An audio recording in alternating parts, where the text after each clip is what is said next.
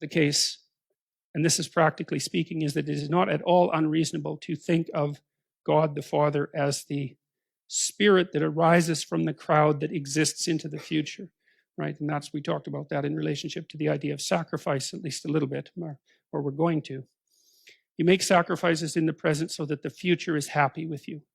And the question is, what is that future that would be happy with you? And the answer to that is, it's the spirit of humanity. That's who you're negotiating with, because you make the assumption that if you forego impulsive pleasure and get your medical degree, that when you're done in 10 years and you're a physician, humanity as such will honor your sacrifice and commitment and open the doors to you, right? So you're treating the future as if it's a single being, and you're also treating it as if it's something like a compassionate judge. You're acting that out. And maybe we had to imagine God in that form before we could understand. Once we started to understand that there was a future, perhaps we had to imagine God in that form in order to concretize something that we could bargain with, so that we could figure out how to use sacrifice to figure out how to guide ourselves into the future.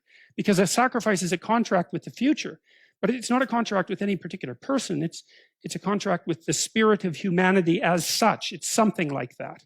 And so when you think about it that way, that should make you faint with amazement, because that is such a bloody amazing idea. To come up with that idea that you can bargain with the future, that is some idea, man. That's like the major idea of humankind. We suffer. What do we do about it? We figure out how to bargain with the future, and we minimize suffering in that manner. It's like no other animal does that either. You know, like lions, they just eat everything. I think a wolf can eat 40 pounds of meat in a single sitting. Right? It's like there's some meat, eat it. It's like not like save some mammoth for tomorrow. That's not a wolf thing, man. That's a human thing, and that might mean you have to be hungry today. Or maybe you're a farmer, you know, several thousand years ago, 6,000 years ago or so, when agriculture first got going, and you're starving to death, waiting for the spring planting, and you think we bloody well better not eat those seeds, right? And that's really something, to be able to control yourself, to make the future real, to put off what you could use today, and not just in some impulsive manner. Man, maybe your kids are starving to death. You think, we are not touching the seeds that we need for the future.